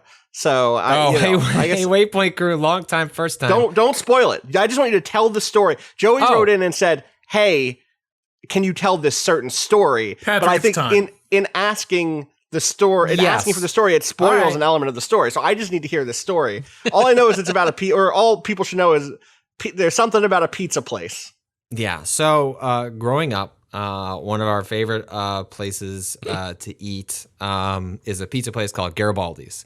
It is sloppy, greasy, and this isn't like like your college joint where you're like going at 2 a.m. to not get sick the next day. Like this is like middle school, high school. It was like around the corner from an old arcade that we used to frequent. My parents would just drop us off while they're we're shopping. It became in high school the place that was like the food place that like it was just like just far enough that you were gonna have to like race through the lights to get back to school in time, to high school in time to like make your next class. But they had this 2-for-1 deal. You get 2 slices. You got a drink. It was just like affordable. It was like just delicious. And it's bad pizza. It's bad, but I love it. I adore it. Like I still get it every once in a while, and every time you bite into it, you're just like, this is trash. But it like there aren't many times where I actually. With food, I eat something and it like transports me nostalgically. Like that's just, I don't, like, even though I have foods that like I can tell stories about, Garibaldi's is like the one where I'm like, damn, I have like a million memories associated with this specific gross pizza that has not changed in consistency or grease in like, the 20 years I've been eating it. And so when, in our 20s, when people started moving away to different places, one of the things that we would always do when we came home for like Thanksgiving or Christmas, when people like would come gather back together again, is like, let's go get some fucking Garibaldi's. And they closed down the one that we always used to go to, and they opened up a new one not too far away, and they opened a couple of them. But the one we went to was because it employed one of the same cashiers, this woman who was there every time we went in high school. We could just say, like we'll have, the regular, the normal. And like, she knew what we wanted, like what individual types of pizza we wanted. And she ended up working at this one. It's like, that's going to be our Garibaldi's. That's the one that we're going to. We're going to stick with that one. And we went in there one time and we had ordered a bunch of pizzas, and often be the kind of thing where we just stick around and chat for a long time. So we ordered a bunch of pizzas and we're hanging out there. And, someone noticed like someone came up to the door and like had slapped like some green paper on it. I was like, okay, whatever. Like, I don't, it's November. I don't know. Maybe it could have been election season. I have no idea, but like, we didn't really think much of it. We were the last people in the place. No one was there. And then we noticed that the owner went and locked the doors, and we're still in the place. They're not closing anytime soon. Why? That's sort of odd. And they came over to us and we're like, you need to wrap it up, and you need to leave soon. We're like, that's strange. And we leave and we look at the sign, and it says this place has been shut down by the city. It is no longer in operation. You are in violation of something. It didn't say exactly what it was. And we're sitting out there, like someone had taken a pizza to go. I was like, did we just eat the last pizza at Garibaldi's? So then I'm researching it. Like what is like the like there was some sort of like, code violation. I looked it up and it's like, oh my God, tax evasion. Like they're just shut down the Garibaldi's while we were here for like, we ate the last Garibaldi's pizza before the tax man came and shut this fucking place down, and it became like a big thing in the news. And amazing. And they ended up, I don't know how the sale of the chain or worked. That was not just that. There wasn't a franchise. This wasn't this Garibaldi's or. I don't know. I don't remember. I'd have to look up the news story to see exactly how it worked out. There was another Garibaldi's opened up, and that woman went to go work there, and that became the next one that we went to. But yeah, I experienced pizza at a place that was shut down for tax evasion while we were eating there. And then I've actually experienced that twice. Like there was a Mexican place that my wife and I would go to before we saw movies, and it was great. It was right next to the movie theater. It was like really convenient. And it didn't happen while we were there, but the next time we went to the movies, it was just another green sign there that said this place has been shut down. I was like, this is the same green sign. This place just got shut down for tax evasion. Like, why do I keep eating at places that can't handle the taxes? The feds, are you sure you're not secretly a mole for the feds? I gotta know. Not because I'm evading taxes, just because I just need to know generally speaking. Wait, I started working at Waypoint, and then like within a year, I had to reach a settlement with the IRS. Jesus Christ! Interesting. Huh. Patrick. You know, who could say? IRS agent Patrick Klepek Don't is on the if you case. But if I wrote the next time we all get together, if you see some green signage in my bag, you know, you might want to get worried. What was that place that we went to in Boston? Is that place still doing okay? What place is doing okay right now, Austin? I don't remember. Well, it had the worst name. It was like Mick something. Mick. Remember, it was just like a weird. There was like that really the downstairs gross place. No, it was a place near where Patrick and I had an Airbnb for one PAX. It was like down across the street, and it had just like gross Mick. What was that? Because you bought me one. You left it. The Mcgoosta? The Mcgoosta. Mcgoosta. Can we look it up? I'm looking it up. Let's see if Mcgoosta. Mcgoosta shut down for tax evasion. Well, Mcgoosta Boston was a worthless fucking search. It was McGoo's Pizza, but they also oh, it's so gross. The name of the place is McGoo's Pizza, but as this person in a review who has the symbol of the Masons for some reason. Please. I just clicked to a Reddit thread. Thank you for the Reddit thread here. Mcgoosta, Oh my God, our that's famous sweet. Mcgoosta. Buffalo chicken pizza is on point. They also have this thing called a Mcgoosta, which is now one of my favorite things on the earth. Austin, that photo of the Mcgoosta you got me looks like you took a shit in like a Oh, fuck. styrofoam box. Oh, it's so Yikes. bad. I hope this place is doing okay through COVID. Shout outs to Magoo's Pizza in downtown, not downtown Boston, certainly not. South Boston. Their website's still up, you know? I'm looking at it Yelp. says- I'm trying to pull it up because Yelp will usually say if a place hit is- order No, it's online. open right now. There we go. Review highlights. Buffalo chicken pizza is on point. That's They what I also said. have this thing This is called the one. quote Mcgoosta. Oh yeah, This is what, yeah, okay. Listen, I'm on it. I'm on Yelp. Hey, We're out Mario here. will take care of you and even give you an extra ranch for free. The Stromboli called the Mcgoosta is a must. If you walk out without a Mcgoosta, you're just lying to yourself. Thank you. Thank you to everyone here. Trinal is having none of it. The food here is absolutely terrible. I saw a huge line out the door, so figured it'd be amazing. However, it was probably because it was one of the only food places open Yep. near the bars we were at. I just don't understand how you can mess up pizza so badly. There was literally no sauce on my cheese pizza. So disappointing. I honestly love every pizza, usually after a night out of drinking, but this was horrible. We'll never go back no matter how hungry I am.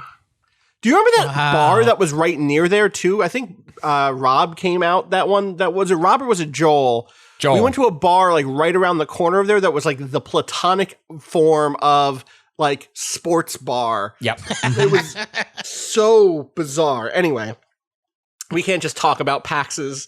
No, nostalgically. you try to think about, that when we used to go places and do Yeah. you know how often I think about that fish in a bag? That was delicious. Oh, remember when I got yo. that? That was so good. so good. One of That my looked- all-time favorite yeah. meals. Like seriously, like it's in the top 20. That fish was good, What was and it? it was that- in a bag, a plastic bag. Yeah, that was at the was that legal seafood? And you were like, I don't know, fuck me up with this fish in a bag. I got it because the name was fish in a bag, and you all bullied me into doubling down on my joke, and it was Yeah. great. And it was good, and yeah, All right. Well, All right. on Yep. that note, as we reminisce over days past, where we all get to see other people in We real got to life. hang out and eat food at tables. The name of that other bar, the name of the bar that I was like, this is just.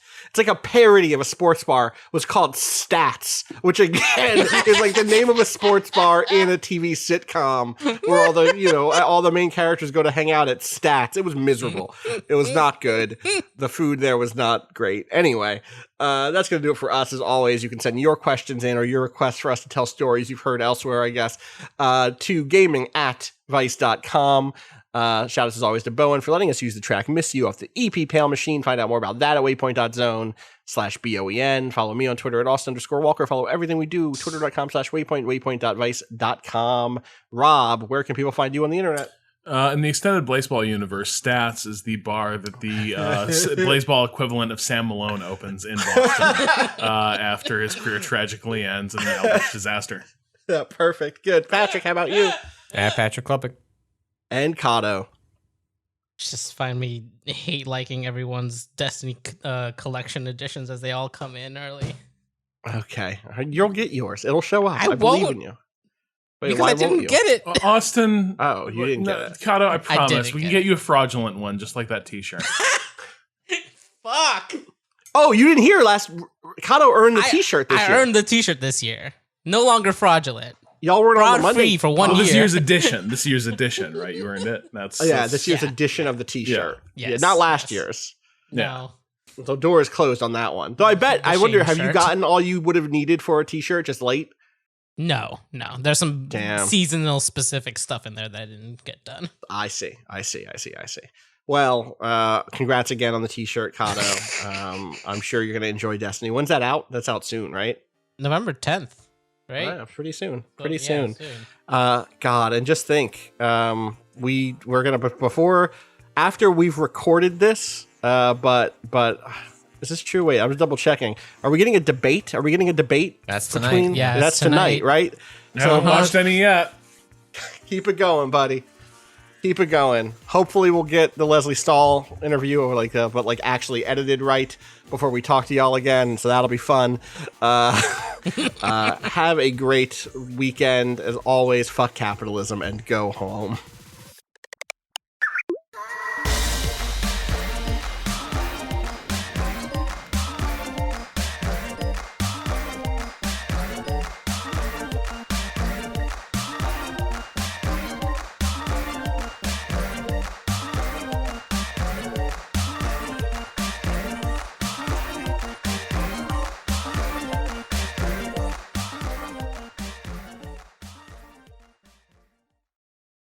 She's like, I like the TV we have. We have a TCL 55-inch. She's like, I think it's a very good TV. She's like, a new TV is not worth the amount of money you were proposing to drop on a new TV. Like, to me, it is not worth that. Right. And she's like, so, if you do this, it is on you. And It's not a no. And then my guts turned to my ice. opinion has been tallied. Voice Right. has been heard. God. All right. Well, let us know how it goes, Rob. It seems important. He's gonna buy that. Well, TV. if you see on the next podcast or something that like the wall behind me is gone and Yeah, replaced what by a wall? screen, Yeah. Will the speakers even fit? they will just fit. Wow. You broke out the measuring tape? Yeah.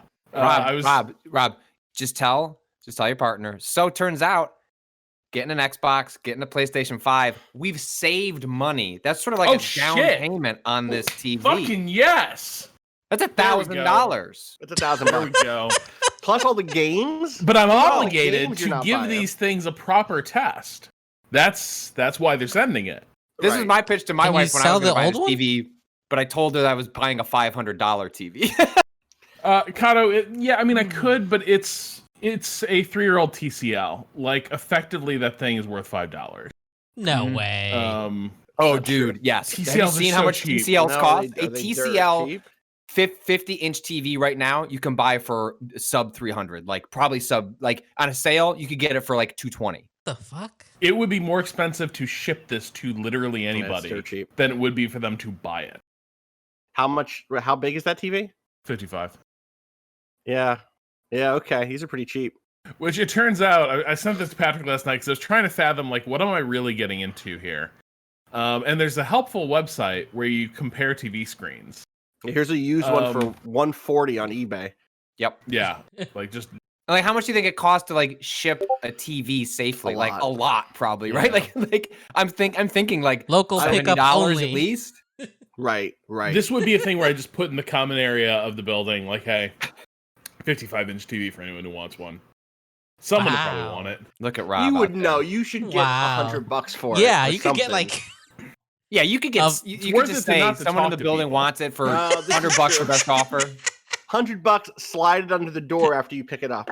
Also, like, our apartment legitimately, system. like, our building does have people who are, like, younger, like, closer to starting out, you know, No, like, it's like charity. college kids. Yeah, so, like, I mean, just take it. Just take the TV, man. Just take it. the TV. Drop a 6-pack at apartment 436. Yeah. But yeah, it turns out Oh like my God, this 55 to comparison 77 is doesn't. wild. Yeah, Jesus Christ. that's That's real increase. In a way that I don't know that I know Mhm. the difference between 45 and 55. The difference between 55 and 77 is big. Just Yeah. upstairs, we went from 60 to 70, which I was like, that's not that big.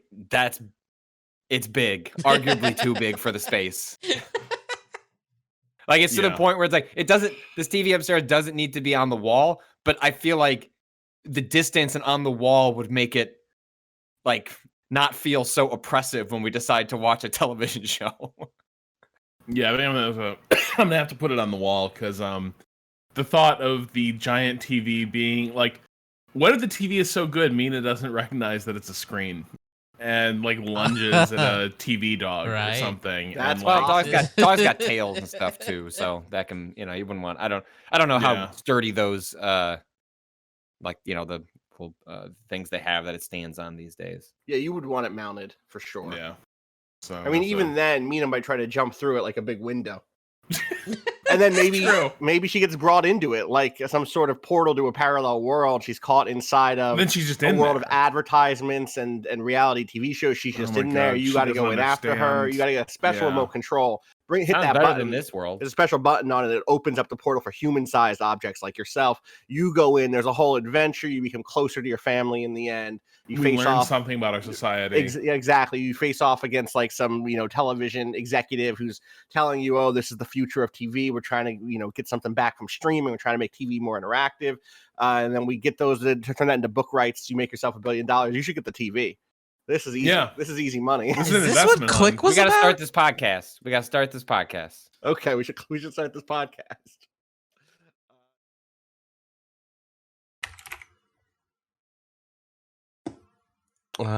It's Caps Lock Day. Shut the fuck up. It's what? Shut the fuck up. More International info. Caps Lock Day as a parody holiday created in October 2000 by Derek Arnold. Happy 20th year anniversary, everyone, to Caps Lock Day. A user on Metafilter, apparently, which is very... Oh, the second observation on June 28th was added by Arnold in memory of American pitchman Billy Mays. You don't get 2 International Caps Lock Days, buddy. Pick one. You want to move it to June 28th, you move it to June 28th. You don't get June 28th and October 22nd for your International Caps Lock Day parody holiday. You get one parody holiday day. The most useless key on the keyboard. Caps lock. Miserable. No, when I use caps lock, I'm an adult. Fuck out of here. All right. Rather have a blank space than just like a sharp tack that I put my finger on. Because that's what it feels like when I hit the fucking caps Draw lock key. blood. I'd rather it draw blood from me. I gotta donate blood through my keyboard. Like, that's better than any caps lock. All right. 58.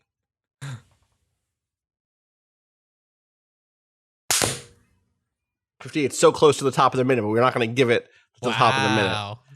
All right. Fuck that. Fuck that.